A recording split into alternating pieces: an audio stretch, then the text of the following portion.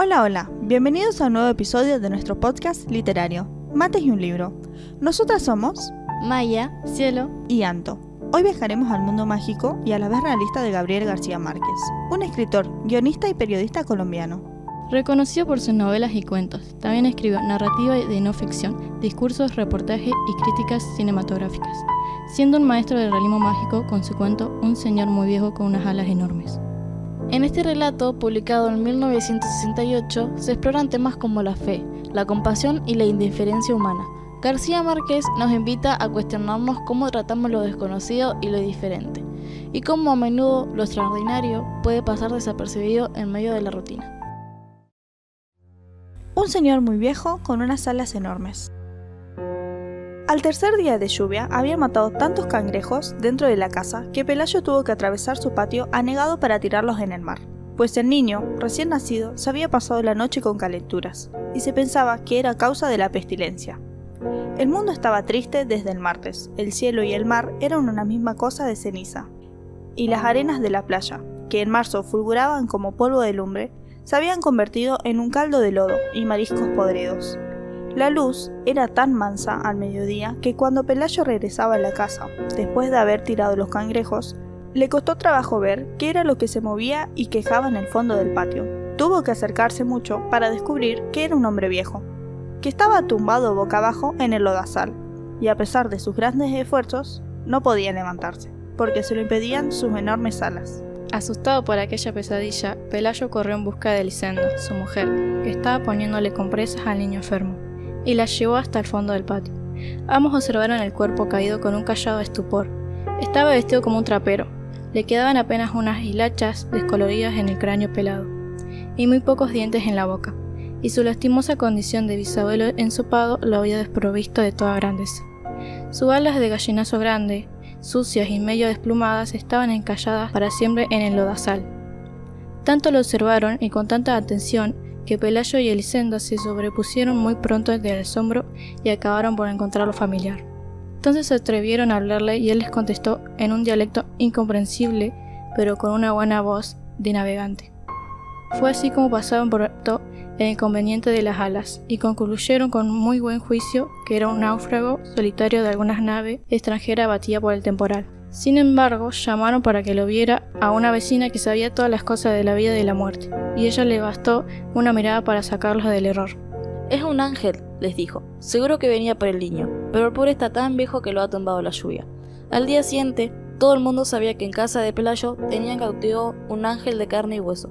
Contra el criterio de la vecina sabia, para quienes los ángeles de estos tiempos eran sobrevivientes fugitivos de una conspiración celestial, no habían tenido corazón para matarlos a palos. Pelayo estuvo vigilándolo toda la tarde desde la cocina, armado con su garrote de aguacil, y antes de acostarse, lo sacó a rastras del lodazal y lo encerró con las gallinas en el gallinero. A medianoche, cuando terminó la lluvia, Pelayo y Elisenda seguían matando cangrejos. Poco después, el niño despertó, sin fiebre y con deseos de comer.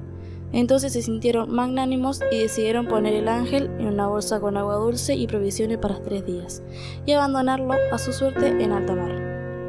Pero cuando salieron al patio, con las primeras luces, encontraron a todo el vecindario frente al gallinero, retozando con el ángel sin la menor devoción, y echándole cosas de comer por los huecos de las alambradas, como si no fuera una criatura sobrenatural, sino un animal de circo. El padre, Gonzaga, llegó antes de las 7, alarmado por la desproporción de la noticia. A esta hora ya habían acudido curiosos menos frívolos que los del amanecer, y habían hecho toda clase de conjeturas sobre el porvenir del cautivo. Los más simples pensaban que sería nombrado alcalde del mundo. Otros, de espíritu más áspero, suponían que sería ascendido a general, de 5 estrellas, para que ganara todas las guerras. Algunos visionarios esperaban que fuera conservado como semental, para implantar en la tierra un estripe de hombres alados y sabios que se hicieran cargo del universo. Pero el padre Gonzaga, antes de ser cura, había sido leñador macizo. Asomado a los alambrados, repasó en un instante su catecismo, y todavía pidió que le abrieran la puerta para examinar de cerca a aquel varón de lástima, que más bien parecía una enorme gallina decrépita, entre las gallinas absortas. Estaba echado en un rincón, secándose al sol las alas extendidas, entre las cáscaras de frutas y las sobras de desayuno que le habían tirado los madrugadores. Ajeno a las impertinencias del mundo, apenas se levantó sus ojos de anticuario y murmuró algo en su dialecto cuando el padre Gonzaga entró al gallinero y le dio los buenos días en latín. El párroco tuvo la primera sospecha de su impostura, al comprobar que no entendía la lengua de Dios ni sabía saludar a sus ministros. Luego observó que visto de cerca resultaba demasiado humano. Tenía un insoportable olor de intemperie. El revés de las alas, sembrado de algas parasitarias, y las plumas mayores, maltratadas por vientos terrestres.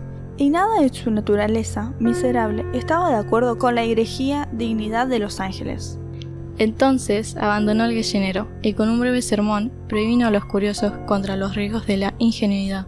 Les recordó que el demonio tenía la mala costumbre de recurrir a artificios de carnaval para confundir a los incautos. Argumentó que si las alas no eran el elemento esencial para determinar las diferencias entre un gavilán y un aeroplano, mucho menos podían serlo para reconocer a los ángeles.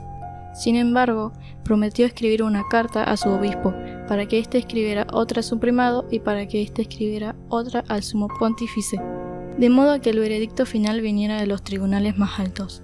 Su prudencia cayó en corazones estériles. La noticia del ángel cautivo se divulgó con tanta rapidez que al cabo de pocas horas había en el patio un alboroto de mercado, y tuvieron que llevar la tropa con bayoneta para espantar el tumulto que ya estaba a punto de tomar la casa.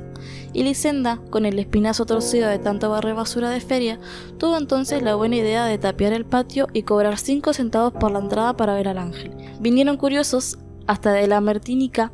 Vino una feria ambulante con un acróbata volador que pasó zumbando varias veces por encima de la muchedumbre, pero nadie le hizo caso, porque sus alas no eran de ángel, sino de murciélago sideral. Vinieron en busca de salud los enfermos más desdichados del Caribe, una mujer que desde niña estaba contando los latidos de su corazón, y ya no le alcanzaban los números, un jamaiquino que no podía dormir porque le atormentaba el ruido de las estrellas, un sonámbulo que se levantaba de noche a deshacer las cosas que había hecho despierto, y muchos otros de menor gravedad.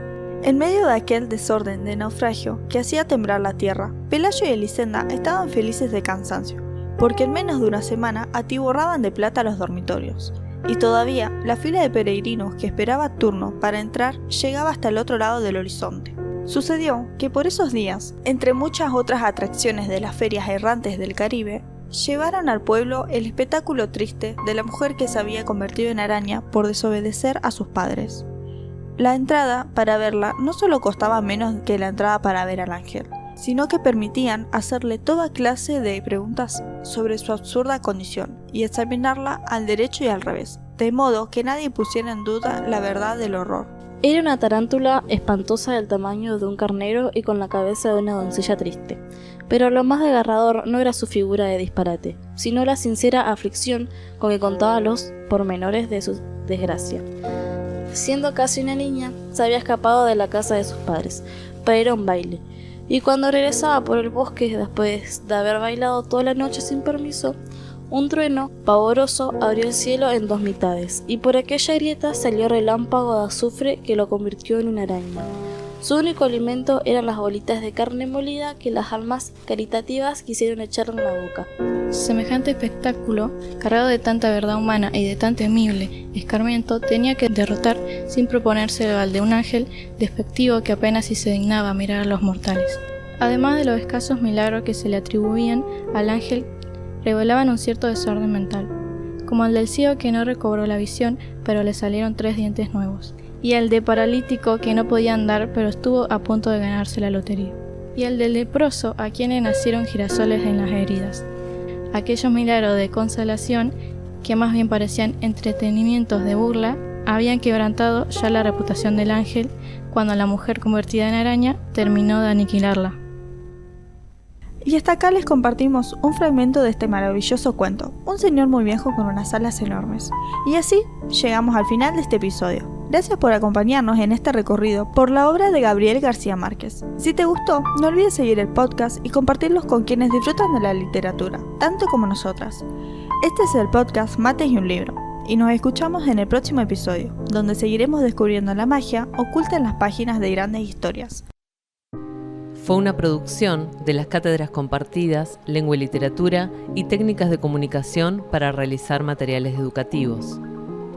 Escuela Secundaria número 36, Capitán General Justo José de Urquiza, ex Comercio 1.